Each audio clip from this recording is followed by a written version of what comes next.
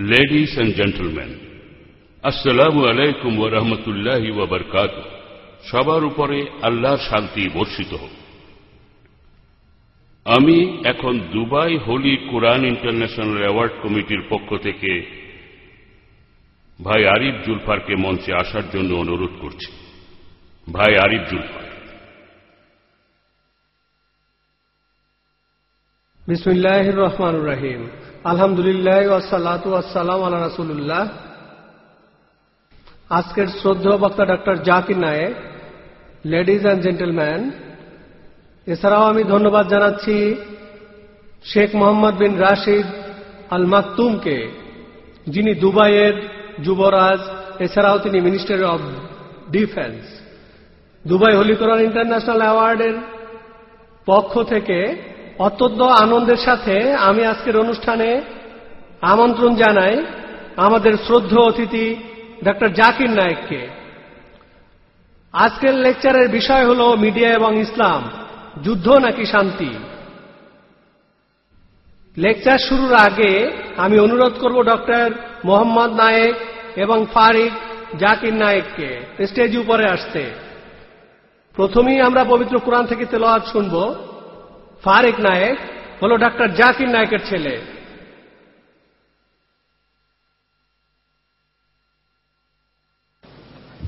أعوذ بالله من الشيطان الرجيم. بسم الله الرحمن الرحيم. والفجر وليال عشر والشفع والوتر والليل إذا يسر هل في ذلك قسم لذي حجر ألم تر كيف فعل ربك بعاد إرم ذات العماد التي لم يخلق مثلها في البلاد وثمود الذين جابوا الصخر بالواد وفرعون ذي الأوتاد الذين طغوا في البلاد فأكثروا فيها الفساد فصب عليهم ربك صوت عذاب إن ربك لبالمرصاد فأما الإنسان إذا ما ابتلاه ربه فأكرمه ونعمه فيقول ربي أكرمن وأما إذا ما ابتلاه فقدر عليه رزقه فيقول ربي أهانن كلا بل لا تكرمون اليتيم ولا تحاضون على طعام المسكين وتأكلون التراث أكلا لما وتحبون المال حبا جما كلا إذا دكت الأرض دكا دكا وجاء ربك والملك صفا صفا وجيء يومئذ بجهنم يومئذ يتذكر الإنسان وأنى له الذكرى يقول يا ليتني قدمت لحياتي فيومئذ لا يعذب عذابه أحد ولا يوثق وثاقه أحد يا أيتها النفس المطمئنة ارجعي إلى ربك راضية مرضية فادخلي في عبادي وادخلي جنتي صدق الله العظيم. এবারে কেরাতের অনুবাদ। পবিত্র কোরআনের সূরা ফজর। দয়াময় পরম দয়ালু আল্লাহর নামে শুরু করছি। শপথ উষার, শপথ 10 রজনীর, শপথ জোর এবং বেজোরের, এবং শপথ রজনীর যখন তা গত হতে থাকে। নিশ্চয়ই এর মধ্যে শপথ রয়েছে বোধসম্পন্ন ব্যক্তিদের জন্য। তুমি কি দেখোনি তোমার প্রতিপালক আদ বংশের প্রতি কি করেছিলেন? ইরান গোত্রের প্রতি, যাদের ছিল সুউচ্চ প্রাসাদ, যার সমতুল্য কোনো দেশই নির্মিত হয়নি, এবং সামুদের প্রতি, যারা উপত্যকায় পাহাড় কেটে গৃহ নির্মাণ করেছিল, বহু সৈন্যের অধিপতি ফিরাউনের প্রতি, যারা তাদের দেশে সীমা লঙ্ঘন করেছিল আর সেখানে শুধু অশান্তি বাড়িয়ে দিয়েছিল। সেই জন্য তোমার প্রতিপালক তাদের উপর শাস্তির কষাঘাত হানলেন। তোমার প্রতিপালক অবশ্যই সতর্ক দৃষ্টি রাখেন। মানুষ তো এরকমই, প্রতিপালক যখন তাকে পরীক্ষা করেন, সম্মান আর অনুগ্রহ দান করেন, তখন সে বলে আমার প্রতিপালক আমাকে সম্মানিত করেছেন। আর যখন তাকে পরীক্ষা করেন তার রিজিক সংকুচিত করে মানুষ, তখন সে বলতে থাকে প্রতিপালক আমাকে অপমানিত করেছেন। না, কখনো না, বরং তোমরা এতিমকে সম্মান করো না, অভাবগ্রস্তদের খাদ্যদানে একে অন্যকে উৎসাহিত করো না, আর তোমরা উত্তরাধিকারের প্রাপ্য সম্পদ পুরোপুরি ভক্ষণ করো, আর তোমরা ধন সম্পদ খুব বেশি ভালোবাসো। না, পৃথিবীকে যখন চূর্ণ বিচূর্ণ করা হবে এবং তোমার প্রতিপালক উপস্থিত হবেন এবং সারিবদ্ধভাবে ফেরেশতাগণ, আর সেই দিন জাহান্নামকে খুব কাছে আনা হবে এবং সেই দিন মানুষ উপলব্ধি করবে, তখন সেই উপলব্ধি কি কাজে আসবে? সে তখন বলবে, হায়, আমার এই জীবনের জন্য আমি যদি কিছু অগ্রিম পাঠিয়ে দিতাম। সেই দিন তোমার প্রতিপালকের শাস্তির মতো শাস্তি আর কেউ দিতে পারবে না, আর তার বন্ধনের মতো বন্ধনও কেউ করতে পারবে না।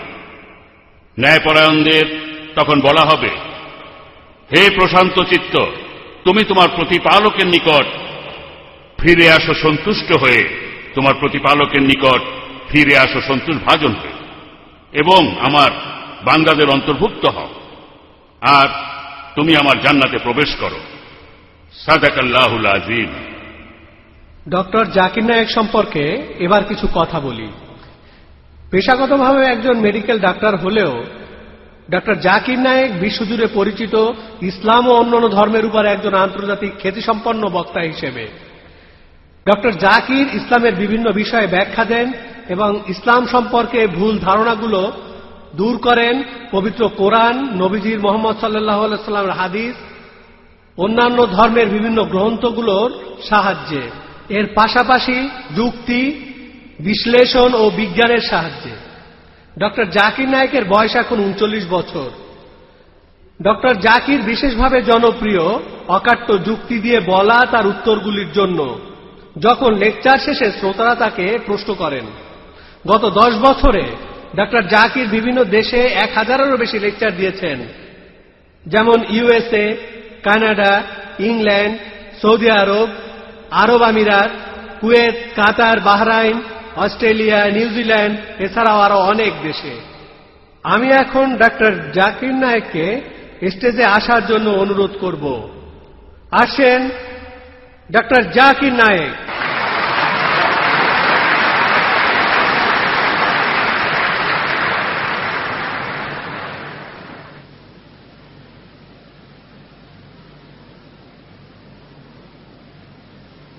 আলহামদুলিল্লাহ ওয়াসসালাতু ওয়াসসালাম আলা রাসূলিল্লাহ ওয়া আলা আলিহি ওয়া সাহবিহি আজমাইন, আম্মা বাদ। আউযু বিল্লাহি মিনাশ শাইতানির রাজীম, বিসমিল্লাহির রহমানির রহিম। ওয়া কুল জাল হক ওয়া যাকাল বাতিল, ইন্নাল বাতিলা কানা যাহুকা। রব্বি ইশরাহ লি সাদরি ওয়া ইয়াসসির লি আমরি ওয়াহলুল উকদাতাম মিন লিসানি ইয়াফকাহু কাওলি। শ্রদ্ধেয় মিস্টার আরিফ জুলফার, শ্রদ্ধেয় গুরুজনেরা এবং প্রিয় ভাই বোনেরা, সবাইকে স্বাগত জানাই ইসলামিক সম্ভাষণে। আসসালামু আলাইকুম ওয়া রাহমাতুল্লাহি ওয়া বারাকাতুহু।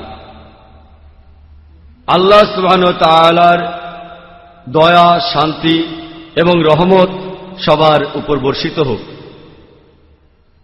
এটা আমার জন্য খুবই আনন্দ আর সম্মানের ব্যাপার যে দুবাই হোলি কোরআন অ্যাওয়ার্ডের পক্ষ থেকে শেখ মোহাম্মদ বিন রশিদ আল মাকতুম এই রমজান মাসে এখানে লেকচার দিতে আমাকে আমন্ত্রণ জানিয়েছেন।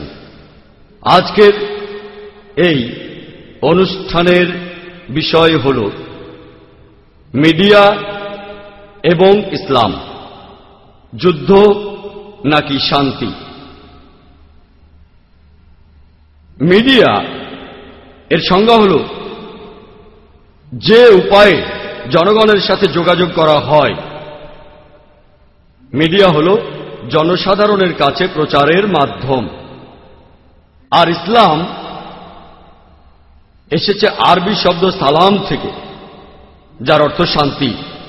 এটা এসেছে আরবি শব্দ সিলম থেকে, যার অর্থ নিজের ইচ্ছাকে আল্লাহ সুবহানাহু ওয়া তাআলার কাছে সমর্পণ করা। তাহলে এক কথায় ইসলাম অর্থ আল্লাহর কাছে নিজের ইচ্ছাকে সমর্পণের মাধ্যমে শান্তি অর্জন করা। তাহলে আজকের লেকচারের এই বিষয়টা হল জনগণের কাছে প্রচারের মাধ্যম এবং আল্লাহর কাছে নিজের ইচ্ছাকে সমর্পণের মাধ্যমে শান্তি অর্জন করা। যুদ্ধ নাকি শান্তি? আজকে আমাদের মানতে হবে যে মিডিয়া এখনকার দিনে খুবই গুরুত্বপূর্ণ মাধ্যম, অথবা এভাবে বলতে পারেন মিডিয়া এখনকার দিনের একটা গুরুত্বপূর্ণ অস্ত্র। এই মিডিয়া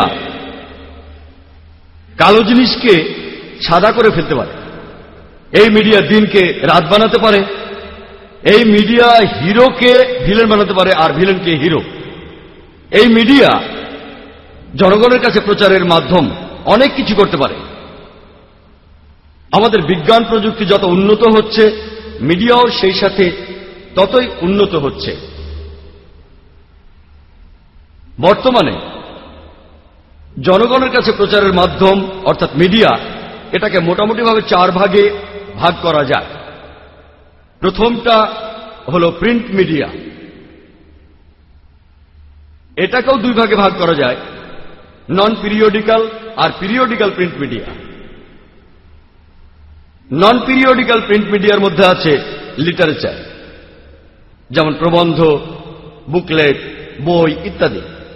পিরিয়ডিক্যাল প্রিন্ট মিডিয়ার মধ্যে আছে news letter, news paper, magazine, যেগুলো ছাপানো হয় প্রতিদিন, প্রতি সপ্তাহে, প্রতি পক্ষে বা প্রতি মাসে, 3 মাসে, প্রতি বছরে ইত্যাদি।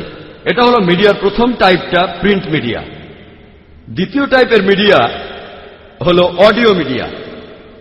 এই অডিও মিডিয়া আমরা বিভিন্নভাবে পেয়ে থাকি, যেমন অডিও টেপ, যেটা এখনকার দিনে সেকেলে। এছাড়াও আছে অডিও সিডি, কম্প্যাক্ট ডিস্ক। এছাড়াও বাজারে পাওয়া যায় দ্যাট ডিজিটাল অডিও টেপ। এই অডিও মিডিয়ার শ্রোতা হতে পারে শুধু একজন মানুষ, তার নিজের বাড়িতে, নিজের অফিসে অথবা গাড়িতে চড়ার সময়েও শুনতে পারে একটা অডিও প্লেয়ার। হাঁটতে হাঁটতেও এটা শোনা যায় ওয়াকম্যান দিয়ে। অডিও মিডিয়া শ্রোতা হতে পারে বেশ কয়েকজন মানুষ, ফাংশনে, পার্টিতে, বিয়েতে, এ ধরনের বিভিন্ন অনুষ্ঠানে। অথবা শ্রোতা হতে পারে অনেক বেশি মানুষ রেডিও স্টেশনের মাধ্যমে। তৃতীয় টাইপের মিডিয়াটা হল ভিডিও মিডিয়া। এটাও বিভিন্নভাবে পাওয়া যায়, যেমন VHS, video home system cassette. এটাও এখন সেকেলে হয়ে গেছে, এই প্রযুক্তিটা এখন সেকেলে। এছাড়াও আপনারা পাবেন VCD, ভিডিও সিডি, এটাও সেকেলে হয়ে যাচ্ছে। বর্তমানে আপনারা ভিডিও মিডিয়া পাবেন ডিভিডিতে, ডিজিটাল ভিডিও ডিস্ক। আর এরপরে এসেছে যে নতুন প্রযুক্তিটা, সেটা HD DVD, high definition digital video disc. এছাড়াও নতুন আরেকটা প্রযুক্তি হলো ব্লু-রে। এই হলো ভিডিও মিডিয়ার বিভিন্ন টাইপ। এখানেও দর্শক হতে পারে একজন, বাসায়, অফিসে বা গাড়িতে।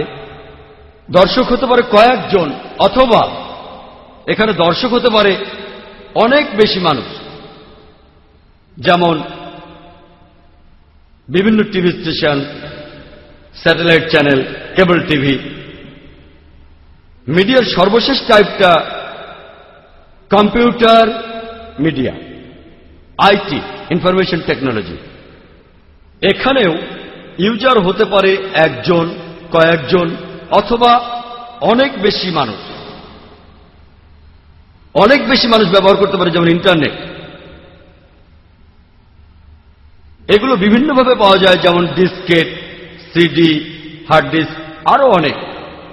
এক কথায় মিডিয়ার টাইপ হল প্রধানত চারটা: print media, audio media, video media আর কম্পিউটার মিডিয়া। প্রত্যেক মিডিয়াতেই কিছু বিশেষ জ্ঞানের প্রয়োজন হয়। প্রত্যেক মিডিয়ার কিছু সুবিধা আছে, অসুবিধাও আছে। যেমন ধরুন, প্রিন্ট মিডিয়ার কাজগুলো তুলনামূলকভাবে সহজে করা যায়। অডিও বা ভিডিও মিডিয়ায় কাজগুলো আরো বেশি, তবে প্রযুক্তির উন্নতি হওয়ার সাথে সাথে কাজগুলো সহজ হয়ে যাচ্ছে। বর্তমানে সায়েন্টিফিক রিসার্চ আমাদের বলে যে বিভিন্ন মিডিয়ায় মানুষের মনে রাখার ক্ষমতা বিভিন্ন রকম। যখন সাধারণ একজন মানুষ প্রিন্ট মিডিয়ার কোনো কিছু পড়ে, সে যা পড়েছে তার আনুমানিক 10% মনে রাখতে পারে গড়পড়তায়। যখন একজন অডিও মিডিয়া শুনছে, একজন সাধারণ মানুষ যা শুনেছে সেটার আনুমানিক 20% মনে রাখতে পারে। যখন একজন লোক নিজের চোখে কিছু দেখেছে, কোনো ছবি বা অন্য কিছু, একজন সাধারণ মানুষ সে যা দেখেছে আনুমানিকভাবে তার 30% মনে রাখতে পারে। তবে যখন একজন মানুষ একই সাথে দেখে আর শোনে, অর্থাৎ ভিডিও দেখে, একই সাথে অডিও আর ভিডিও একসাথে, একজন সাধারণ মানুষ সে যা দেখেছে আর শুনেছে তার আনুমানিক 50% মনে রাখতে পারে। তাহলে মনে রাখার দিক থেকে সবচেয়ে ভালো হলো ভিডিও মিডিয়া। আজকের দিন আমরা জানি যে আন্তর্জাতিক মিডিয়া, হোক সেটা প্রিন্ট মিডিয়া বা অডিও মিডিয়া, ভিডিও মিডিয়া বা কম্পিউটার অর্থাৎ ইনফরমেশন টেকনোলজি, হোক সেটা আন্তর্জাতিক খবরের কাগজ, আন্তর্জাতিক magazine, radio broadcast station, website অথবা টিভি স্যাটেলাইট চ্যানেল, আমরা এইসব আন্তর্জাতিক মিডিয়ায় দেখি ইসলামের বিরুদ্ধে মিথ্যা খবর প্রচার করা হচ্ছে। আমরা দেখি যে আন্তর্জাতিক মিডিয়া ইসলামের বিরুদ্ধে মিথ্যা সংবাদের বোমাবর্ষণ চালাচ্ছে। এছাড়াও দেখি যে ইসলাম সম্পর্কে আন্তর্জাতিক মিডিয়া অনেক ভুল ধারণা পোষণ করে। আমরা দেখি যে আন্তর্জাতিক নিউজ চ্যানেল তারা এমনটা বলছে যুদ্ধ সন্ত্রাসের বিরুদ্ধে, অথবা কিছু আন্তর্জাতিক নিউজ চ্যানেল আছে যারা বলছে শান্তির জন্য যুদ্ধ। তারা এখানে যেটা করছে সেটা শান্তির জন্য যুদ্ধ নয়, শান্তির সাথে যুদ্ধ। অন্য কথায় শান্তির ধর্মের সাথে যুদ্ধ, অর্থাৎ ইসলামের সাথে। বর্তমানে আন্তর্জাতিক মিডিয়া সামগ্রিকভাবে আমরা দেখি যে তারা ইসলামকে এমনভাবে তুলে ধরেছে যেন এটা একটা সন্ত্রাসের ধর্ম। এটা এমন ধর্ম যেটা এই পৃথিবীতে শান্তি চায় না। দুর্ভাগ্যজনকভাবে মুসলিমরা, দুর্ভাগ্যজনকভাবে আমরা কেউ তাদের মিথ্যা প্রচারের প্রতিবাদ করছি না। এই আন্তর্জাতিক মিডিয়া ইসলামকে বিভিন্ন রকম কলাকৌশলের মাধ্যমে সম্পূর্ণ ভুলভাবে তুলে ধরছে। প্রথম কৌশলটা হল, মিডিয়া যেভাবে ইসলামকে অপবাদ দেয়, প্রায় দেখা যায় তারা যেটা করে মুসলিমদের মধ্যে কিছু কুলাঙ্গারকে তুলে ধরে আর প্রচার করে যে এরাই হলো মুসলিমদের দৃষ্টান্ত। এভাবে বলতে চায় ইসলাম এমন একটা ধর্ম যেটা এই অন্যায় কাজকে উৎসাহ দেয়। আমরাও মানি যে আমাদের মাঝেও কুলাঙ্গার আছে, কিছু মুসলিম আছে যারা অন্যায় কাজ করে। মিডিয়া এই সব মুসলিমদের তুলে ধরে আর প্রচার করে যে এরাই হলো মুসলিমদের দৃষ্টান্ত, প্রচার করে যে ইসলাম এমন একটা ধর্ম যেটা এইসব অন্যায় কাজ করাকে উৎসাহ দেয়, আর এই কাজগুলো মানবতার বিরুদ্ধে।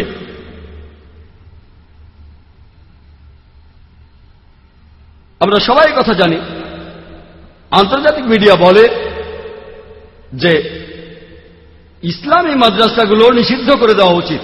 কেন? কারণ তারা মানুষকে বদলে ফেলে একজন সন্ত্রাসীতে। এরা এই পৃথিবীর শান্তিকে নষ্ট করে দেয়। আলহামদুলিল্লাহ, আমি এমন হাজারো লোককে চিনি যে লোকগুলো পাশ করেছে ইসলামিক মাদ্রাসা থেকে, এমন একজনকেও আমি দেখিনি যে লোকটা পৃথিবীর শান্তিতে ব্যাঘাত ঘটানোর চেষ্টা করে। তার মানে এই না যে যারা মাদ্রাসা থেকে পাশ করে বের হয় তারা কোনো অন্যায় কাজ করে না, এমন কিছু লোক থাকতে পারে, এরা সব মিলিয়ে 1% বেশি হবে না। কিন্তু মিডিয়া প্রচার করে যে এই কুলাঙ্গাররাই হল মুসলিমদের দৃষ্টান্ত। আর যে লোকটা কোনো ইসলামিক মাদ্রাসা থেকে পাশ করেছে সে এই পৃথিবীর শান্তিতে ব্যাঘাত ঘটাতে চায়। ইতিহাস আমাদেরকে এই কথা বলে, পৃথিবীতে যে লোকটা মানব জাতির ইতিহাসে সবচেয়ে বেশি সংখ্যক মানুষকে হত্যা করেছে সে কে? কে সেই লোক যে পৃথিবীতে সবচেয়ে বেশি মানুষকে হত্যা করেছে? সে লোকটা কে? কে সেই লোক? হিটলার। এজন্য অবশ্য কোনো পুরস্কার পাবেন না, এটা সবাই জানে। হিটলার। হিটলার কোন মাদ্রাসা থেকে পাশ করেছিলেন? হিটলার কোন মাদ্রাসায় গ্র্যাজুয়েশন নিয়েছিলেন?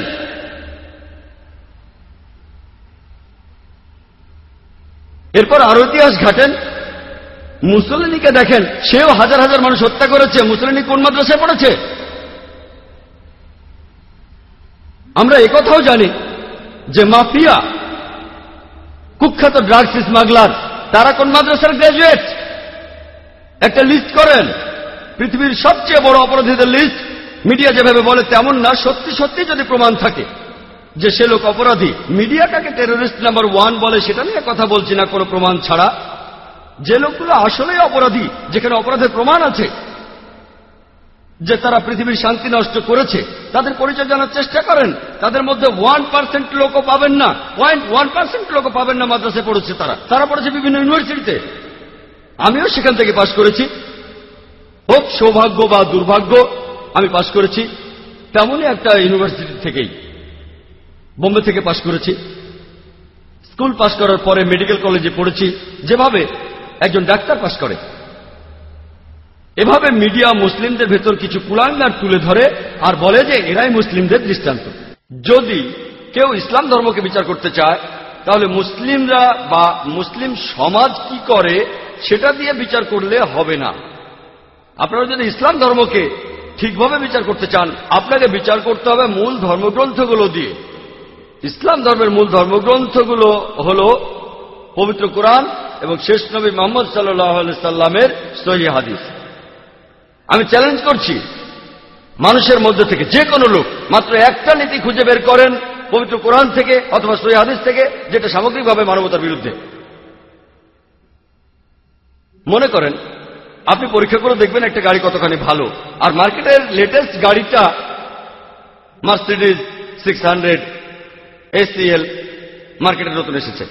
একজন লোক যে গাড়ি চালাতে জানে না, সে স্টিয়ারিং হুইলের পেছনে বসলো, তারপর গাড়ি নিয়ে অ্যাক্সিডেন্ট করলো। আপনারা কাকে দোষ দেবেন? গাড়িকে না ড্রাইভারকে? কাকে দোষ দেবেন? গাড়িকে না ড্রাইভারকে? আপনারা ড্রাইভারকে দোষ দেবেন। যদি কেউ গাড়ি চালাতে না জানে আর সেটা নিয়ে অ্যাক্সিডেন্ট করে, আপনারা গাড়িকে দোষ দেবেন না। যদি পরীক্ষা করতে চান গাড়িটা কতখানি ভালো, তখন গাড়িটার বৈশিষ্ট্যগুলো দেখতে হবে।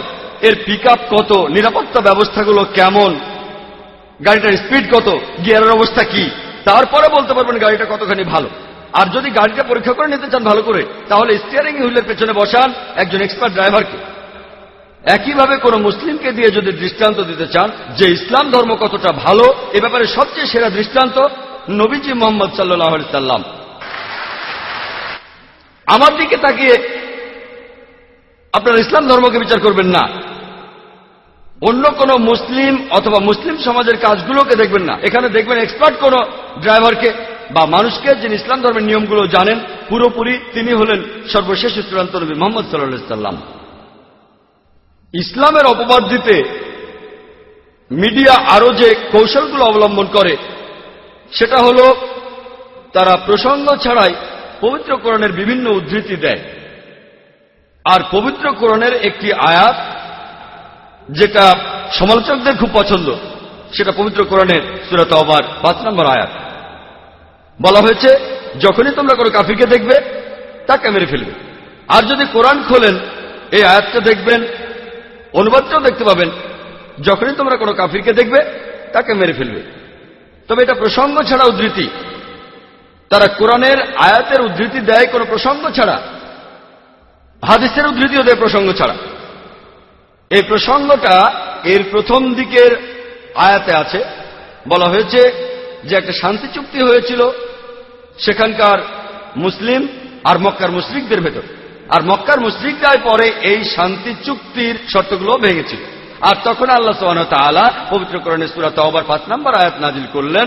তিনি এখানে মক্কার মুশরিকদের উদ্দেশ্যে চূড়ান্ত প্রস্তাবটা দিয়েছেন, তোমরা আগামী 4 মাসের মধ্যে সব ভুল শুধরে ফেলো, তা না হলে তোমাদের যুদ্ধ করতে হবে। আর সেই যুদ্ধক্ষেত্রে আল্লাহ বলেছেন মুসলিমদের উদ্দেশ্যে, তোমরা ভয় পেও না, যুদ্ধ করো, যেখানে তোমাদের শত্রুদের দেখবে মেরে ফেলো। যে কোনো আর্মি জেনারেল সৈন্যদের মনোবল বাড়ানোর জন্য স্বাভাবিকভাবে এই কথা বলবেন, যেখানে শত্রুদের দেখো মেরে ফেলো। এই কথা বলবেন না যেখানে শত্রুদের দেখো সেখানে তোমরা মরে যাও। তাই এখানে যুদ্ধক্ষেত্রের কথা বলা হচ্ছে। আল্লাহ সুবহানাহু ওয়া তাআলা বলেছেন যে যখনই যুদ্ধক্ষেত্রে শত্রুরা তোমাকে আক্রমণ করতে আসবে তোমরা ভয় পেও না, যুদ্ধ করো, আর তাদের দেখলেই মেরে ফেলো। চিন্তা করেন, এখনো যদি আমেরিকা আর ভিয়েতনামের যুদ্ধটা চলতে থাকতো আর আমেরিকার প্রেসিডেন্ট বলতেন তোমরা যুদ্ধক্ষেত্রে উৎসাহিত করার জন্য সৈন্যদের বলবেন, বা কোন আর্মি জেনারেল বলতেন যেখানে তোমরা দেখবে কোনো ভিয়েতনামিকে তাকে মেরে ফেলো, এটাই প্রসঙ্গ। কিন্তু যদি প্রসঙ্গ ছাড়া বলি যে আজকে আমেরিকার প্রেসিডেন্ট বলছে যেখানেই তোমরা ভিয়েতনামিকে দেখবে তাকে মেরে ফেলো, আমেরিকার প্রেসিডেন্ট একটা কসাই, এটা প্রসঙ্গ ছাড়া উদ্ধৃতি। আর সব সমালোচককেই দেখেছি হয় এখানেই শেষ করে, নয়তো একটা আয়াত বাদ দিয়ে যায়। আর অরুণ সুরি ইসলামের একজন বিখ্যাত সমালোচক, ইন্ডিয়ায় অর্থাৎ আমার দেশে, তিনি তার বইতে লিখেছেন দ্য ওয়ার্ল্ড অফ ফতোয়াত। তিনি সূরা তাওবার 5 নম্বর আয়াতটা বলার পর লাভ দিয়ে গেছেন 7 নম্বর আয়াতে। কারণটা জানেন? কারণ 6 নম্বর আয়াতেই তার এই অভিযোগের উত্তর আছে। সূরা তাওবার 6 নম্বর আয়াতে বলছে কাফিরদের কেউ, শত্রুদের কেউ আশ্রয় প্রার্থনা করলে শুধু সাহায্য করলে হবে না, বলা হয়েছে তাকে নিরাপদ কোন স্থানে পৌঁছে দেবে যাতে সে আল্লাহর বাণী শুনতে পায়। একজন সবচেয়ে দয়াবান আর্মি জেনারেল হয়তো এমনটা বলবেন, শত্রু যদি চলে যেতে চায় তাকে চলে যেতে দাও। কোরআন এমনটা বলছে না। কোরআন বলছে যদি শত্রুরা শান্তি চায় তাহলে তোমরা তাদের নিরাপদ স্থানে পৌঁছে দাও। আর কোরআনের প্রায় সবগুলো আয়াতেই যেখানে বলা হয়েছে যুদ্ধের কথা আর যুদ্ধক্ষেত্রের কথা বা অত্যাচারের বিরুদ্ধে, অবিচারের বিরুদ্ধে, তারপরের আয়াতে বলা হয়েছে যে শান্তি সবচেয়ে ভালো সব জায়গায়, কারণ ইসলাম হলো শান্তির ধর্ম। মিডিয়া তৃতীয় যে কৌশলটা প্রয়োগ করে ইসলামের অপবাদ দিতে, তারা যেগুলোর উদ্ধৃতি দেয় সেগুলোর ভুল ব্যাখ্যা করে, হোক সেটা কোরআন থেকে বা নবীজি সাল্লাল্লাহু আলাইহি সাল্লামের হাদিস থেকে। চতুর্থ কৌশলটা হলো ইসলাম সম্পর্কে এমন অপবাদ যেটা ইসলামে নেই, ইসলামে যেটার কোনো উল্লেখ নেই সেটাকে ইসলামের সাথে জড়ায়।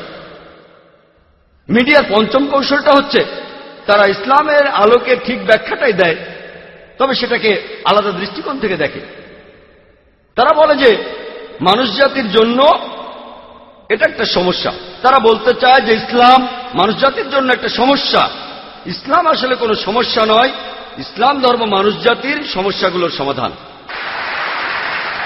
ইসলাম ধর্ম আসলে মানুষ জাতির জন্য কোনো সমস্যা নয়। হাতে সময় কম, তাই এ ব্যাপারে বিস্তারিত কিছু বলছি না। তবে এভাবেই মিডিয়া বিভিন্ন কৌশল অবলম্বন করে ইসলামের নিন্দা করে। আর এখন আন্তর্জাতিক মিডিয়ায় দেখি যে তারা মুসলিমদের বলছে মৌলবাদী, চরমপন্থী আর সন্ত্রাসী। আর বেশিরভাগ মুসলিম অপরাধবোধে ভোগে যে না, হ্যাঁ আমি কিন্তু মৌলবাদী নই। আসলে এরকম কিছু মুসলিম আছে যারা মৌলবাদী, কিন্তু আমি মৌলবাদী না, আমি চরমপন্থী না। মুসলিমদের বেশিরভাগই অপরাধবোধে ভোগে। এখানে আমরাও উত্তর দিতে পারি। মুসলিমরা তারা হবে দায়ী। ইসলামের বাণী অন্যের কাছে পৌঁছে দেওয়া প্রত্যেক মুসলিমের জন্য আবশ্যক। পবিত্র কোরআনের সূরা ইমরানের 110 নম্বর আয়াতে উল্লেখ করা হয়েছে কুনতুম খায়রা উম্মাতিন উখরিজাত লিন-নাস, তোমরাই শ্রেষ্ঠ উম্মত, মানুষ জাতির জন্যই পৃথিবীতে তোমাদের আবির্ভাব হয়েছে।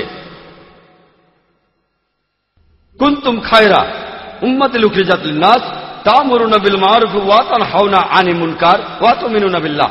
কারণ তোমরা সৎ কাজের নির্দেশ দাও, অসৎ কাজের নিষেধ করো এবং আল্লাহকে বিশ্বাস করো। আমাদের বলা হয়েছে খায়রা উম্মাহ, মানে শ্রেষ্ঠ উম্মত, কারণ আমরা সৎ কাজের নির্দেশ দেই, অসৎ কাজে নিষেধ করি আর আল্লাহকে বিশ্বাস করি। আমরা যদি সৎ কাজের নির্দেশ না দেই, যদি অসৎ কাজে নিষেধ না করি, তাহলে আমাদের মুসলিম বলা যাবে না, তখন আমাদের বলা যাবে না খায়রা উম্মাহ। মুসলিম হিসেবে আমাদের গর্ববোধ করা উচিত। এখন আমাদের টেবিলটা উল্টে দিতে হবে। আমার মনে আছে যখন মার্শাল আর্ট শিখতাম আমার তরুণ বয়সে, এখনো তরুণী আছি মাশাআল্লাহ, তখন আমি স্কুলে পড়তাম। আমরা তখন শিখতাম মার্শাল আর্টের, হোক সেটা জুডো বা জুজুৎসু, সেখানে প্রতিপক্ষের নিজের শক্তি দিয়েই তাকে ঘায়েল করা হতো, বাধা দিয়ে নয়। কেউ আমাকে ধাক্কা দিচ্ছে, সে সাইজে অনেক বড় আর আমি, আমাকে তো দেখতেই পাচ্ছেন হালকা পাতলা, তারপরেও আমি সামনে কোনো পোডিয়াম রাখি না। এটাও মিডিয়ার একটা কৌশল, এভাবে তারা শরীরটাকে ঢেকে রাখে। আমি চাই আমার বডি ল্যাঙ্গুয়েজ সবাই দেখেন। তাহলে খুব বড় সড়ো কোনো একজন লোক যদি আমাকে ধাক্কা দেয়, তাকে বাধা না দিয়ে ওই ধাক্কাকে কাজে লাগিয়ে তাকে ফেলে দিতে হবে। আর যত বড় সাইজ তত সহজে ফেলা যাবে। মিডিয়া এখন মুসলিমদেরকে বলে মৌলবাদী। এই মৌলবাদী শব্দটার অর্থ কি? মৌলবাদী শব্দটার সঠিক অর্থ হল যে মানুষ কোনো একটা বিষয়ের মূল নীতিগুলো অনুসরণ করে থাকে। যেমন ধরুন, যদি কোনো লোক সে হতে চায় একজন বিজ্ঞানী, তাহলে তাকে বিজ্ঞানের মূল নীতিগুলো মেনে চলতে হবে। যদি সেই লোক বিজ্ঞানের ব্যাপারে মৌলবাদী না হয়, সে ভালো বিজ্ঞানী হতে পারবে না। যদি একজন লোক ভালো গণিতজ্ঞ হতে চান, তাহলে তাকে গণিতের মূলনীতিগুলো অনুসরণ করতে হবে। যদি সেই লোক গণিতের ব্যাপারে মৌলবাদী না হয়, সে ভালো গণিতজ্ঞ হতে পারবে না। আপনারা সব মৌলবাদীদের এক মাপকাঠি দিয়ে মাপতে পারবেন না যে তারা সবাই ভালো বা সবাই খারাপ। মৌলবাদীরা যে যে ক্ষেত্রে মৌলবাদী সেটা দেখেই আপনাদের তাদের বিচার করতে হবে। যেমন ধরুন, একজন লোক মৌলবাদী ডাকাত, তার কাজ ডাকাতি করা, সে সমাজের জন্য ক্ষতিকর। আর অন্যদিকে একজন লোক মৌলবাদী ডাক্তার, যে লোক হাজারো মানুষের জীবন বাঁচায়, সে সমাজের জন্য উপকারী। সব মৌলবাদীকেই এক মাপকাঠিতে মাপতে পারবেন না। আপনাকে এখানে দেখতে হবে যে সে কোন ক্ষেত্রে মৌলবাদী, তারপরে বলবেন সে ভালো না খারাপ। আমি আমার নিজের কথা বলতে পারি, আমি একজন মৌলবাদী মুসলিম, আর আমি মৌলবাদী হিসেবে নিজে গর্বিত। কারণ আমি ইসলামের মূল নীতিগুলো সব সময় অনুসরণ করার চেষ্টা করি। আর আমি জানি ইসলাম ধর্মে এমন একটা মূল নীতিও নেই যেটা সামগ্রিকভাবে মানবতার বিরুদ্ধে যায়। ইসলাম ধর্মের কিছু মূলনীতি আছে যেগুলোকে অমুসলিমরা মনে করে সেগুলো মানবতার বিরুদ্ধে, কিন্তু আপনি যদি সেই নীতিগুলো ব্যাখ্যা করে বুঝিয়ে বলেন আর বিভিন্ন পরিসংখ্যান বলেন, এমন একজন নিরপেক্ষ লোকও পাবেন না যে লোক ইসলাম ধর্মের মাত্র একটা মূলনীতি খুঁজে বের করবে যেটা সামগ্রিকভাবে মানবতার বিরুদ্ধে যায়। সেজন্য আমি একজন মৌলবাদী মুসলিম হিসেবে গর্বিত। ওয়েবস্টার ডিকশনারি পড়লে সেখানে দেখতে পাবেন যে এই মৌলবাদী শব্দটা প্রথম ব্যবহার করা হয়েছিল একদল প্রোটেস্ট্যান্ট খ্রিস্টানদের বোঝাতে আমেরিকাতে, যেটা ছিল 20 শতাব্দীর প্রথম দিকে। এর আগে খ্রিস্টান চার্চ বিশ্বাস করত শুধুমাত্র বাইবেলের আদেশগুলো ঈশ্বর প্রদত্ত। এই প্রোটেস্ট্যান্ট খ্রিস্টানরা আমেরিকাতে 20 শতাব্দীর প্রথম দিকে প্রতিবাদ করেছিল যে এই বাইবেলের আদেশগুলোই শুধু নয়, বাইবেলের প্রত্যেকটা শব্দ, প্রত্যেকটা অক্ষরই এসেছে ঈশ্বরের কাছ থেকে। যদি কেউ প্রমাণ করতে পারে যে বাইবেলের কথাগুলো ঈশ্বর প্রদত্ত, এই আন্দোলনটা ভালো আন্দোলন। আর অন্যদিকে যদি কেউ প্রমাণ করতে পারে বাইবেলের কথাগুলো ঈশ্বর প্রদত্ত না, এই আন্দোলনটা ভালো আন্দোলন নয়। অক্সফোর্ড ডিকশনারি দেখেন, তাহলে দেখবেন যে অক্সফোর্ড ডিকশনারি অনুযায়ী সেখানে মৌলবাদী শব্দটার একটা সংজ্ঞা দেয়া আছে। বলা হয়েছে মৌলবাদী একজন ব্যক্তি যে কোনো ধর্মের প্রাচীন নিয়মগুলো কঠোরভাবে অনুসরণ করে। তবে আপনারা যদি অক্সফোর্ড ডিকশনারির নতুন সংস্করণটা দেখেন, সামান্য চেঞ্জ হয়েছে। বলা হয়েছে যে মৌলবাদী হলো একজন ব্যক্তি যে কোনো ধর্মের প্রাচীন নিয়মগুলো কঠোরভাবে অনুসরণ করে, বিশেষ করে ইসলাম। এই বিশেষ করে ইসলাম কথাটা এখন জুড়ে দেওয়া হয়েছে। যখনই আপনি মৌলবাদী শব্দটা শুনবেন, আপনি কোনো মুসলিমের কথা ভাববেন, সে চরমপন্থী, সে সন্ত্রাসী। মিডিয়া বলে যে মুসলিমরা চরমপন্থী, আমি বলবো হ্যাঁ আমি চরমপন্থী, আমি চরমভাবে দয়ালু, চরমভাবে ক্ষমাশীল, আমি চরমভাবে সৎ, চরমভাবে ন্যায়বান। এতে অসুবিধা কি যদি আমি হই চরম দয়ালু, চরম ক্ষমাশীল, চরম ন্যায়বান, চরম সৎ? সমস্যাটা কোথায়? এমনটা কি কেউ আমাকে বলতে পারবেন যে চরমভাবে সৎ হওয়াটা খারাপ? এমনটা কি কেউ আমাকে বলতে পারবেন যে চরমভাবে ন্যায়বান হওয়াটা খারাপ? কোরআন বলছে তোমরা চরম ন্যায়বান হও। আমরা তো আংশিকভাবে সৎ হব না যে এই লোক আমার বন্ধু এখানে সৎ থাকবো, ও আমার শত্রু ওখানে সৎ থাকবো না। পবিত্র কোরআনে সূরা বাকারা 208 নম্বর আয়াতে উল্লেখ করা হয়েছে, উদখুলু ফিস-সিলমি কাফা, ইসলামে প্রবেশ করো সর্বাত্মকভাবে। তাহলে চরমপন্থী হলে সমস্যা কোথায়? তবে আমাদের চরমপন্থী হতে হবে সঠিক পথে। আমরা অন্যায় বা ভুল পথে চরমপন্থী হব না, আমরা দয়া মায়াহীন হব না, আমরা নিষ্ঠুর হব না, তবে আমরা চরমপন্থী হব সঠিক পথে। পবিত্র কোরআন সে কথাই বলছে। দুর্ভাগ্যজনকভাবে আমরা এখানে বলি না আমি চরমপন্থী নই, আমি মৌলবাদী নই। এই টেবিলটা আমাদের ঘুরিয়ে দেন। মুসলিমদের এখন বলা হয় সন্ত্রাসী। আমি বলি সব মুসলিমেরই সন্ত্রাসী হওয়া উচিত। সন্ত্রাসী শব্দটার অর্থ কি? সন্ত্রাসী শব্দটার অর্থ হলো যে লোক ট্রাস্ট ছড়িয়ে দেয়। যখন একজন ডাকাত পুলিশকে দেখে সে ভয় পেয়ে যায়, তাহলে এই ডাকাতের জন্য সেই পুলিশ সন্ত্রাসী। আর একইভাবে দেখবেন যখনই একজন ডাকাত বা ধর্ষণকারী বা সমাজের শত্রু লোকেরা কোনো মুসলিমকে দেখবে সে ভয় পেয়ে যাবে। আমরা সমাজের শত্রুদের সন্ত্রস্ত করে রাখবো। আর পবিত্র কোরআনে বলা আছে, সূরা আনফালের 60 নম্বর আয়াতে উল্লেখ করা হয়েছে, যারা সমাজের শত্রু তাদের মনে ভীতি সঞ্চার করো। আমি জানি এখনকার দিনে সন্ত্রাস শব্দটা দিয়ে বোঝানো হয় এমন কাজ যেটা সাধারণ মানুষকে সন্ত্রস্ত করে। এই দৃষ্টিকোণ থেকে কোনো মুসলিমও কখনোই কোনো নিরীহ মানুষের উপরে কোনো সন্ত্রাস চালাবে না। একজন মুসলিম এখানে বেছে বেছে সমাজের শত্রুদের সাথে এটা করতে পারেন। এখানে বেছে বেছে চোর, ডাকাত, ধর্ষক, যখনই সমাজবিরোধী লোকেরা কোনো মুসলিমকে দেখে তখনই তারা ভয় পাবে, আর তখনই এই পৃথিবীতে আমরা শান্তি পাব। প্রায় দেখা যায় একটা মানুষের একটা কাজকে দুটো আলাদা আলাদা লেভেল দেয়া হয়। 60-70 বছর আগে, ইন্ডিয়া স্বাধীনতা পাওয়ার আগে, আমার দেশ ইন্ডিয়া, ব্রিটিশরা তখন শাসন করত। অনেক ইন্ডিয়ানই ছিল তখন, তারা ইন্ডিয়ার স্বাধীনতার জন্য যুদ্ধ করত। এই লোকগুলোকে ব্রিটিশ সরকার তখন বলতো সন্ত্রাসী। কিন্তু সাধারণ ইন্ডিয়ানরা, আমরা তাদের বলি ফ্রিডম ফাইটার, দেশপ্রেমিক। একই লোক, একই কাজ, কিন্তু আলাদা দুটো লেভেল। আপনারা যদি ব্রিটিশ সরকারের সাথে একমত হন যে ইন্ডিয়াকে শাসন করার অধিকার তাদের আছে, তাহলে আপনি ওই লোকগুলোকে বলবেন সন্ত্রাসী। কিন্তু আপনি যদি সাধারণ ইন্ডিয়ানদের সাথে একমত হন যে ব্রিটিশরা ইন্ডিয়াতে এসেছে ব্যবসা করার জন্য, আমাদের শাসন করার অধিকার তাদের নেই, তাহলে আপনি এই লোকগুলোকে বলবেন দেশপ্রেমিক, ফ্রিডম ফাইটার। একই লোক, একই কাজ, কিন্তু দুটো আলাদা লেভেল। আর এরকম উদাহরণ আপনারা পৃথিবীর ইতিহাসে অনেক খুঁজে পাবেন। একজন দায়ী বুঝবেন এমন অনেক দৃষ্টান্ত থাকলে যে কোনটা কোথায় ব্যবহার করতে হবে, যাতে করে লোকেরা বুঝতে পারে। কারণ সূরা ইমরানের 64 নম্বর আয়াতে উল্লেখ করা হয়েছে, তাআলা ইলা কালিমাতিন সাওয়াইন বাইনা ওয়া বাইনাকুম, এসো সেই কথা যাহা তোমাদের এবং আমাদের মধ্যে এক। যখন ইন্ডিয়ানরা মুসলিমদের সন্ত্রাসী বলে অভিহিত করে, তখন আমি এই ব্যাখ্যাটা দেই, তখন তারা ভালোভাবেই বুঝতে পারে। 2 মাস আগে আমি ইংল্যান্ডে ছিলাম। সেই বোম ব্লাস্টের পরে, 7 জুলাইয়ের পরে একটা কনফারেন্সে আমি লেকচার দিয়েছিলাম। টনি ব্লেয়ার সেখানে আসার কথা ছিল, কিন্তু তিনি শেষে আসতে পারেননি। তবে চিফ অফ পুলিশ সেখানে ছিলেন, মেয়রও ছিলেন। সেখানেও আমি উদাহরণ দিয়েছি, তবে সেটা ছিল অন্যরকম। বলেছিলাম 18 শতাব্দীর শেষ দিকে আমেরিকায় স্বাধীনতা যুদ্ধ হচ্ছিল। তখন ব্রিটিশরা আমেরিকা শাসন করত। অনেক আমেরিকানই স্বাধীনতার জন্য যুদ্ধ করছিল। 1776 সালে তারা স্বাধীনতা লাভ করে। আর তখনকার উচ্চপদস্থ নেতা Benjamin Franklin, George Washington, British সরকার তখন তাদের বলতো 1 নম্বর সন্ত্রাসী।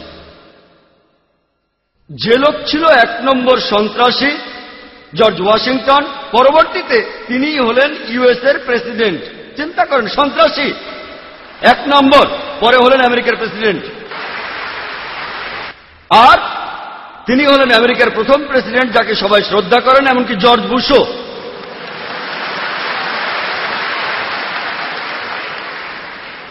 এই হচ্ছে মিডিয়া 1 নম্বর সন্ত্রাসী, পরে হলো একটা দেশের প্রেসিডেন্ট যে দেশ খুবই উন্নত, ইউএসএ হচ্ছে পৃথিবীর সবচেয়ে উন্নত একটা দেশ, আর সে দেশের প্রথম প্রেসিডেন্ট কে ছিলেন? একজন সন্ত্রাসী। এছাড়া বলতে পারি নেলসন ম্যান্ডেলার কথা। বর্তমান দক্ষিণ আফ্রিকার আগে দক্ষিণ আফ্রিকার ক্ষমতায় ছিল শ্বেতাঙ্গ বর্ণবাদী সরকার। নেলসন ম্যান্ডেলাকে এই শ্বেতাঙ্গ বর্ণবাদী সরকার আটকে রেখেছিল 25 বছর রোবেন আইল্যান্ডে, আর তাকে বলা হতো 1 নম্বর সন্ত্রাসী।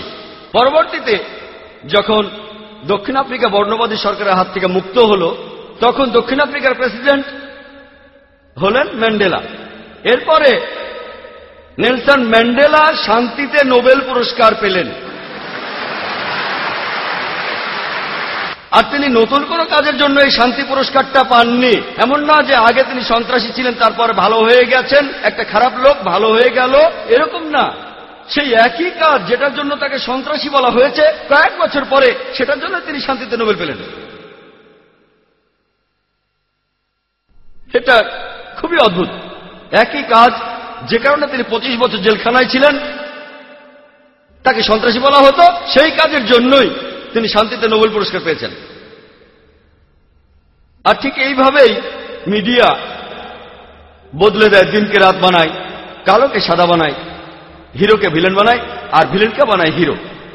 এক কথায় যার হাতে ক্ষমতা থাকে সে তখন যা বলে সেই কথাটাই সত্যি হয়ে যায়।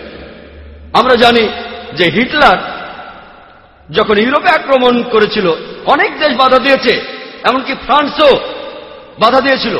সেই ফরাসি লোকদের তখন জার্মান সৈন্যরা বলতো সন্ত্রাসী। আর এইভাবেই মিডিয়া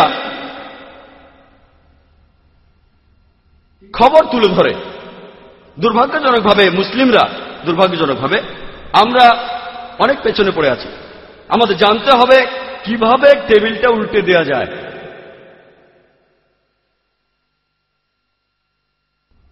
আর বর্তমানে ইসলামের যে শব্দটা নিয়ে সবচেয়ে বেশি ভুল ধারণা আছে সেই শব্দটা হলো জিহাদ। এ ব্যাপারে শুধু অমুসলিমদের ভুল ধারণা আছে তা নয়, এই জিহাদ শব্দটা নিয়ে এমনকি মুসলিমদের মধ্যেও অনেকে ভুল ধারণা পোষণ করে। অনেক লোকই ভাবে যে কোনো যুদ্ধ যদি মুসলিমরা করে থাকে, যে কোনো কারণে, হোক সেটা ক্ষমতার জন্য, হোক নিজস্ব লাভের জন্য, হোক সেটা টাকার জন্য, সেটাই হচ্ছে জিহাদ। মুসলিমরা যে যুদ্ধে অংশগ্রহণ করে, হোক সেটা ক্ষমতার জন্য, নিজস্ব লাভের জন্য বা টাকার জন্য, সেগুলো জিহাদ নয়। জিহাদ একটা আরবি শব্দ, শব্দটা এসেছে জাহাদা থেকে, যার অর্থ চেষ্টা করা, যার অর্থ সংগ্রাম করা।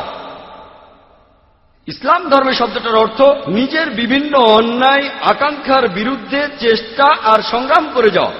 এর অর্থ সমাজের উন্নতির জন্য চেষ্টা আর সংগ্রাম করে যাওয়া। এর অর্থ যুদ্ধক্ষেত্রে আত্মরক্ষার জন্য চেষ্টা আর সংগ্রাম করে যাওয়া। আরেকটা অর্থ অন্যায় অত্যাচারের বিরুদ্ধে চেষ্টা আর সংগ্রাম করা। জিহাদ শব্দের অর্থ চেষ্টা আর সংগ্রাম করা। যদি কোনো ছাত্র পরীক্ষায় পাশ করার জন্য চেষ্টা আর সংগ্রাম করে যায়, তার অর্থ সে জিহাদ করছে। তাহলে জিহাদের অর্থ চেষ্টা আর সংগ্রাম করা। অনেক অমুসলিম আছেন, তারা জিহাদের অনুবাদ করেন, বাংলায় বলেন পবিত্র যুদ্ধ। দুর্ভাগ্যজনকভাবে অনেক তথাকথিত মুসলিম বিশেষজ্ঞ এমনকি তারাও বলে থাকেন জিহাদ হল পবিত্র যুদ্ধ। পবিত্র যুদ্ধের আরবি, যদি আপনি পবিত্র যুদ্ধ শব্দটার আরবি করেন, সেটা হারবুম মুকাদ্দাসা। এই হারবুম মুকাদ্দাসা শব্দটা পবিত্র কোরআনের কোথাও উল্লেখ করা নেই। এই শব্দটা নবীজি সাল্লাল্লাহু আলাইহি সাল্লামের কোন সহিহ হাদিসে উল্লেখ করা হয়নি। এই পবিত্র যুদ্ধ শব্দটা প্রথম ব্যবহার করা হয়েছিল ক্রুসেডারদের বোঝাতে, যখন এই ক্রুসেডাররা খ্রিস্টান ধর্মের নামে হাজারো নিরীহ মানুষ হত্যা করত, তখন তারাই এর নাম দিয়েছিল পবিত্র যুদ্ধ। এখন এই শব্দটা ব্যবহার করছে মুসলিমদের উদ্দেশ্যে।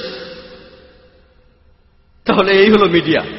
প্রথমে তারা মৌলবাদী বলে বোঝাতো খ্রিস্টানদের, এখন বলে মুসলিমদের। পবিত্র যুদ্ধ বোঝানো হতো খ্রিস্টানদের ক্রুসেডকে, এখন বোঝায় মুসলিমদের যে জিহাদ মানে পবিত্র যুদ্ধ। জিহাদ শব্দের অর্থ চেষ্টা আর সংগ্রাম করা।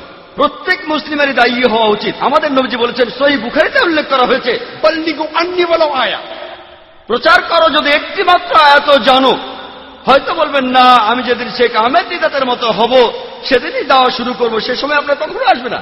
যদি আপনি ইসলাম সম্পর্কে মাত্র একটা আয়াত জানেন, যদি সেটা সঠিকভাবে জানেন, আপনি তাহলে ইসলাম প্রচার করবেন। প্রত্যেক মুসলিমের দায়ী হওয়া উচিত। আমরা আসলে আল্লাহ সুবহানাহু ওয়া তাআলার নির্দেশ মেনে চলছি না, আর এ কারণেই আমরা পিছিয়ে আছি। আল্লাহ বলেছেন তিনি তাদের সাহায্য করবেন না যারা নিজেদের সাহায্য করে না।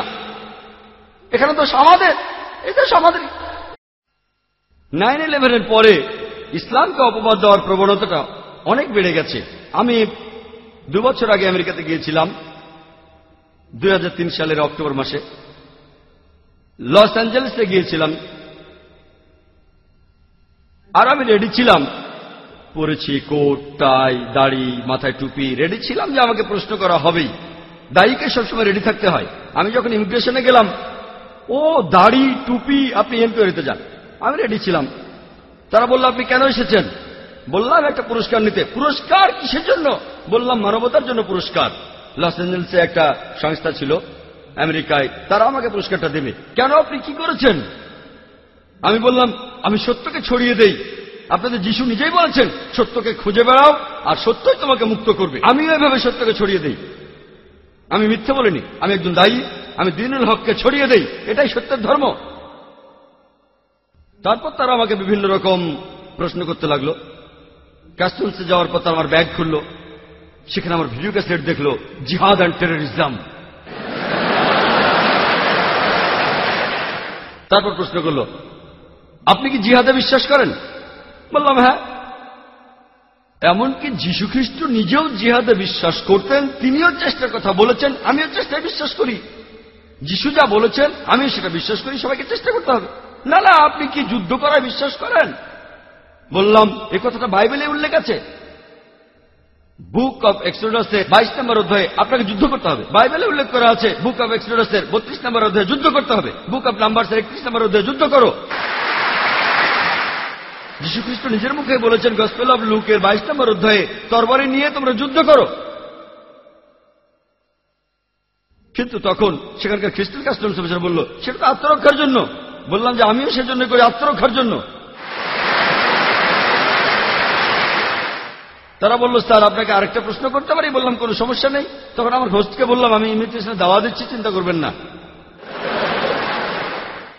দায়ীর কথা বলি, একজন দায়ী কখনো সত্যকে ভয় পাবে না। আমি লেকচারের শুরুতে সূরা ইসরার একটি আয়াত বলেছিলাম। 81 নম্বর আয়াতে উল্লেখ করা হয়েছে, ওয়াকুল জাল হক ওয়া জাহাকাল বাতিল ইন্নাল বাতিলা কানা জাউকা। যখন সত্য এসে মিথ্যার সামনে দাঁড়ায়, মিথ্যা তখন বিলুপ্ত হয়, কারণ মিথ্যা তার প্রকৃতিগত কারণে বিলুপ্ত হবে। আর আলহামদুলিল্লাহ 9/11-এর পরে নিয়মের বেশ কড়াকড়ি হয়েছে, কাস্টমসে কড়াকড়ি হয়েছে। তবে আলহামদুলিল্লাহ 9/11-এর পরে আমি গিয়েছি আমেরিকায়, কানাডায়, ইংল্যান্ডে, অস্ট্রেলিয়ায়, মালয়েশিয়ায়, সিঙ্গাপুরে। আমার কাছে 10 বছরের আমেরিকান ভিসা আছে, ইংল্যান্ডের 5 বছর, কানাডার 2 বছরের ভিসা। আলহামদুলিল্লাহ সুম্মা আলহামদুলিল্লাহ। তারপরেও আমি আমার কথাগুলো স্পষ্টভাবেই বলি। যখন লেকচার দিতে যাই বলি লেকচার দিতে এসেছি, যখন সত্য প্রচার করতে যাই বলি সত্য প্রচার করতে এসেছি। পরিস্থিতির উপর ভিত্তি করেই উত্তরটা দেই। পবিত্র কোরআনে সূরা ইমরানের 64 নম্বর আয়াতে উল্লেখ করা হয়েছে, তাআলা ইলা কালিমাতিন সাওয়াইন বাইনানা ওয়া বাইনাকুম। এসো সেই কথা যাহা আমাদের এবং তোমাদের মধ্যে এক। অনেকেই হয়তো ইন্ডিয়ার বর্তমান পরিস্থিতি জানেন। সেখানে দাওয়ার কাজটা খুব সহজ নয়, বিশেষ করে আমি যেখানে থাকি বোম্বে শহরে। যেসব জায়গায় দাওয়ার কাজ সবচেয়ে কঠিন আমার মতে তার একটা হলো বোম্বে। তবে রাখে আল্লাহ আমাকে, বোম্বেতেও আমি লেকচার দিয়েছি, বেদের উপরে দিয়েছি, ভগবদ গীতার উদ্ধৃতি দিয়েছি, উপনিষদের উদ্ধৃতি দিয়েছি। তবে সেখানে বলার ধরনটা অন্যরকম। এমন অনেক ইন্ডিয়ান আছেন যারা বলে যে মুসলিমরা তারা সন্ত্রাসী। এই কোরআন আপনাদের বলে যে যুদ্ধ করো, এটা তাহলে কোন ধরনের ধর্মগ্রন্থ? আমি বললাম, আপনারা কি মহাভারত পড়েছেন? মহাভারত হিন্দুদের পবিত্র ধর্মগ্রন্থগুলোর মধ্যে একটা। যদি বলেন যুদ্ধের কথা বলাটা খুবই খারাপ কাজ, আপনাদের মহাভারতে পবিত্র কোরআনের চাইতে অনেক বেশি যুদ্ধের কথা বলা হয়েছে। হিন্দুরা বলবে যে না না, এই যুদ্ধটা আসলে ছিল সত্যের সাথে মিথ্যের যুদ্ধ, হক আর বাতিল। আমি বলি, কোরআনে কি যুদ্ধের কথা বলা হয়েছে? ও, তাহলে কোরআন নিয়ে কোনো সমস্যা নেই। হিন্দুদের যে ধর্মগ্রন্থটা সবচেয়ে বেশি পড়া হয় সেটা ভগবদ গীতা। এই ভগবদ গীতায় অর্জুনকে উপদেশ দিচ্ছে কৃষ্ণ, হিন্দুদের মহান ঈশ্বর অর্জুনকে। ভগবদ্গীতায় উল্লেখ করা হয়েছে 1 নম্বর অধ্যায়ের 43 থেকে 46 নম্বর অনুচ্ছেদে যে অর্জুন যুদ্ধক্ষেত্রে তার অস্ত্র মাটিতে রেখে বলল, আমি এখানে বরং নিরস্ত্র অবস্থায় মারা যাব, কিন্তু আত্মীয়দের সাথে যুদ্ধ করব না। মহাভারতে আত্মীয়দের মধ্যে একটা যুদ্ধ ঘটনা আছে, পাণ্ডবদের 5 ভাইয়ের সাথে কৌরবদের 100 ভাইয়ের মধ্যে যুদ্ধ। আর ভগবদ্গীতা মহাভারতের একটা অংশ, 25টি অধ্যায়। কৃষ্ণ তখন অর্জুনকে বললেন, ভগবদ্গীতার প্রথম অধ্যায় 43 থেকে 46 অনুচ্ছেদে, অর্জুন নিরস্ত্র অবস্থায় মরতে চায় কিন্তু আত্মীয়দের সাথে যুদ্ধ করবে না। এর মাত্র কয়েকটা অনুচ্ছেদ পরেই 2 নম্বর অধ্যায়ের 2 অনুচ্ছেদে শ্রীকৃষ্ণ বলছেন, হে অর্জুন, তোমার মনে এমন চিন্তা কিভাবে এলো? কিভাবে তুমি এতটা শক্তিহীন হলে? মহান ঈশ্বর শ্রীকৃষ্ণ তিনি অর্জুনকে বলছেন শক্তিহীন। তুমি তো স্বর্গে প্রবেশ করতে পারবে না। আর পুরো ভগবদ গীতাতেই সর্বশক্তিমান ঈশ্বর অর্জুনকে উপদেশ দিচ্ছেন যে তোমার আত্মীয়দের সাথে তোমাকে যুদ্ধ করতে হবে।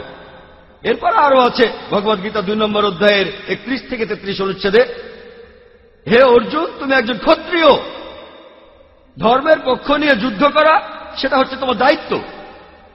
যদি যুদ্ধ না করো তাহলে পাপ হবে, যদি যুদ্ধ করো তাহলে তুমি স্বর্গে প্রবেশ করতে পারবে। আর সেই ক্ষত্রিয়রা ভাগ্যবান যারা যুদ্ধ করার সুযোগ পায়। চিন্তা করেন, যদি আমি হিন্দুদের বলি আপনাদের ঈশ্বর শ্রীকৃষ্ণ অর্জুনকে জোর করেছেন তার আত্মীয়দের হত্যা করতে, এটা ঠিক হবে না। শ্রীকৃষ্ণ যেটা করেছেন, অর্জুনকে বলেছেন যদি তোমাকে সত্যের জন্য যুদ্ধ করতে হয়, আত্মীয়দের সাথে যুদ্ধ করতে হয়, তবুও তুমি যুদ্ধ করো। আর পবিত্র কোরআনেও বলছে, সূরা নিসার 135 নম্বর আয়াতে উল্লেখ করা হয়েছে, ইয়া আইয়ুহাল্লাযিনা আমানু, হে মুমিনগণ, ন্যায় বিচারে দৃঢ় প্রতিজ্ঞ থাকবে সাক্ষী স্বরূপ আল্লাহ সুবহানাহু ওয়া তাআলার, যদিও সেটা তোমাদের বিরুদ্ধে যায়, পিতামাতার বিরুদ্ধে যায়, আত্মীয় স্বজনের বিরুদ্ধে যায়, হোক সেটা ধনী বা গরিব, আল্লাহ উভয়েরই ঘনিষ্ঠতর। একই কথা। প্রায় দেখা যায় একটা হাদিসের কথা বলা হয় ইসলামকে অপবাদ দিয়ে। সহিহ বুখারীর একটা হাদিস 4 নম্বর খণ্ড, সেখানে বুক অব জিহাদের 2 নম্বর অধ্যায়ের 45 নম্বর হাদিস।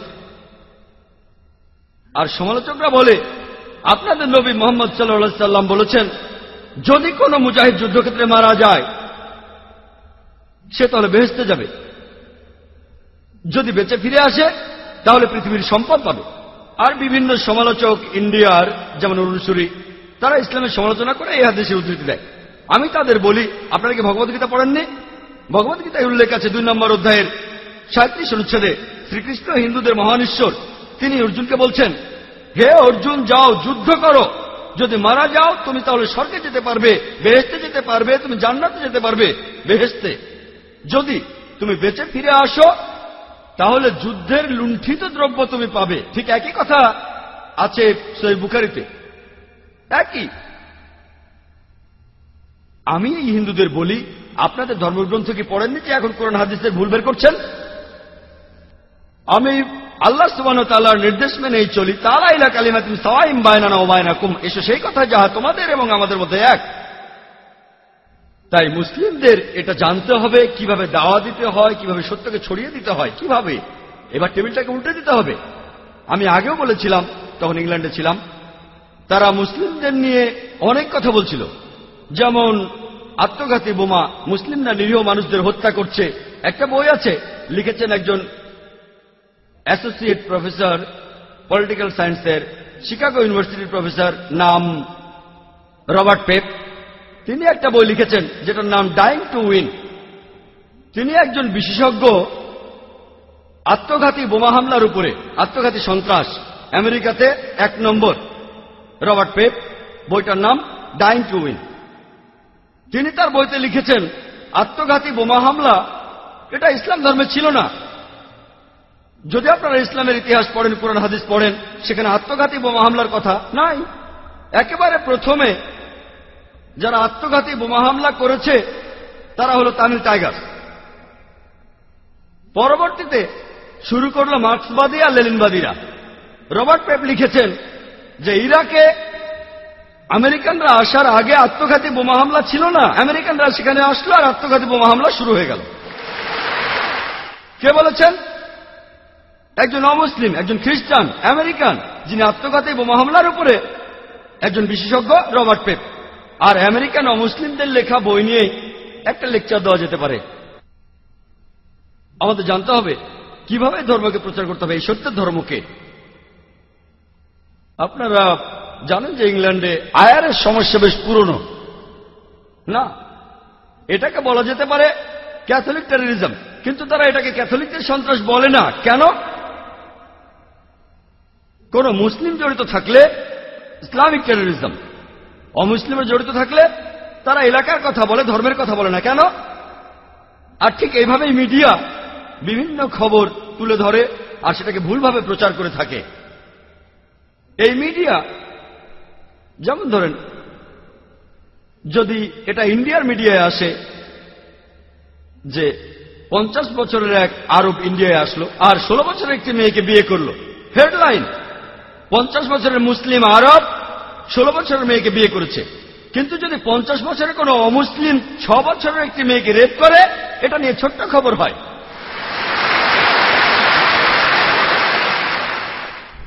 যদিও বিয়ের সময় মেয়ের বাবা মায়ের অনুমতি নেওয়া হয়েছে, মেয়েও রাজি আছে, তাকে প্রাপ্য অধিকার দেওয়া হচ্ছে, এখানে সমস্যাটা কি? কিন্তু 50 বছরের অমুসলিম 6 বছরের মেয়েকে ধর্ষণ করলে এটা নিয়ে ছোট্ট খবর হয়। ওকলাহোমা বোম্বিংয়ের কথা নিশ্চয়ই শুনেছেন। মধ্যপ্রাচ্যের ষড়যন্ত্র দিনের পর দিন। যখন জানতে পারল হামলাকারী আমেরিকান সৈনিক, খবরটা কয়েকদিন পর পেপার থেকে হারিয়ে গেল। এরকম আরো অনেক উদাহরণ দেয়া যায় যে মিডিয়া আসলে খেলা করছে। আর এখন তারা বলে ইসলাম হলো সেই ধর্ম যেটা তরবারির জোরে ছড়ানো হয়েছে। এ ব্যাপারে খুব সুন্দর বলেছেন ডি লেসলি ওলেরি তার বইতে ইসলাম অন দ্য ক্রস রোডের 8 নম্বর পৃষ্ঠায়। বলা হয়েছে, ইতিহাসে এটা পরিষ্কার যে তরবারি হাতে নিয়ে মুসলিমদের ইসলাম ধর্মকে ছড়ানো আর বিভিন্ন দেশ জয় করার আজগুবি গল্পটা একটা অসাধারণ মিথ্যে ছাড়া আর কিছুই নয়, যেটা বারবার করে বলা হয়ে থাকে। ডি লেসলি ওলেরি খুবই বিখ্যাত ঐতিহাসিক। তিনি বলেছেন, ইতিহাসে এটা পরিষ্কার যে চরমপন্থী মুসলিমদের তরবারি হাতে নিয়ে ইসলাম ছড়ানো আর বিভিন্ন দেশ জয় করার গল্প একটা অসাধারণ মিথ্যে, যেটা বারবার বলা হয়ে থাকে। ইতিহাস আমাদের বলে যে আমরা মুসলিমরা 800 বছর স্পেনে রাজত্ব করেছি। আমরা আমাদের কাজ করিনি, আমরা মানুষকে দাওয়া দেইনি। পরবর্তীতে ক্রুসেডাররা আসলো, স্পেন দখল করলো, তখন একজন মুসলিমও প্রকাশ্যে আযান দিতে পারত না। মুসলিমরা আমরা আরব দেশগুলো শাসন করেছি গত 1400 বছর ধরে। কিছুদিন ব্রিটিশরা করেছিল, কিছুদিন ফ্রেঞ্চরা শাসন করেছিল, তবে মুসলিমরা এই সময়টা বাদ দিয়ে আরব দেশগুলো শাসন করেছে গত 1400 বছর ধরে। তবু এখনো পরিসংখ্যান আমাদের বলে আরব দেশে প্রায় 1.5 কোটি মানুষ আছে যারা কপ্টিক খ্রিস্টান। কপ্টিক খ্রিস্টান মানে বংশ পরম্পরায় খ্রিস্টান। যদি আমরা চাইতাম তাহলে আরবদের সবাইকে ইসলাম গ্রহণে বাধ্য করতাম তরবারির জোরে। আমরা সেটা করিনি। এই 1.5 কোটি কপ্টিক খ্রিস্টান আরব দেশে তারাই সাক্ষ্য দিচ্ছে, তারাই শাহাদা দিচ্ছে যে ইসলাম তরবারির সাহায্যে ছড়ানো হয়নি। মুসলিমরা ইন্ডিয়া শাসন করেছে প্রায় 1000 বছর। বর্তমানে ইন্ডিয়ায় 80%-এরও বেশি মানুষ অমুসলিম। আমরা যদি চাইতাম তাহলে প্রত্যেক ইন্ডিয়ানকে তরবারি দিয়ে ইসলাম গ্রহণে বাধ্য করতাম। আমরা সেটা করিনি, ইসলাম সে অনুমতি দেয়নি। ইন্ডিয়ার এই 80% অমুসলিম সাক্ষ্য দিচ্ছে, শাহাদা দিচ্ছে যে ইসলাম তরবারির মাধ্যমে ছড়ানো হয়নি। কোন মুসলিম আর্মি আফ্রিকার পূর্ব উপকূলে গিয়েছিল?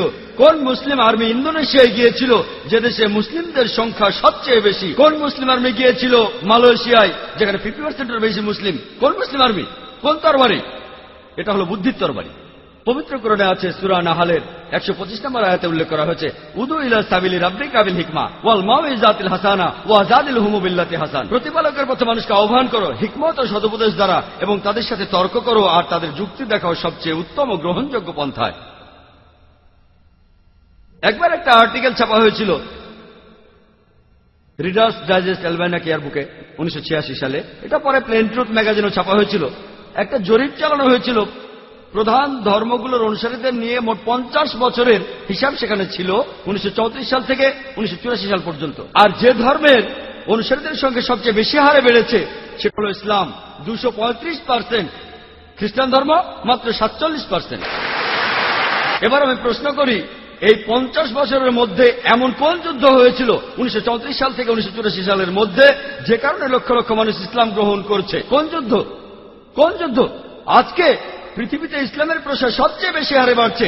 আমেরিকায় যে ধর্মের প্রসার সবচেয়ে বেশি সেটা ইসলাম, ইউরোপে যে ধর্মের প্রসার সবচেয়ে বেশি সেটা ইসলাম। আমার প্রশ্ন, কে এই আমেরিকানদের, কে ইউরোপিয়ানদের তরবারির মুখে ইসলাম গ্রহণ করতে বাধ্য করছে?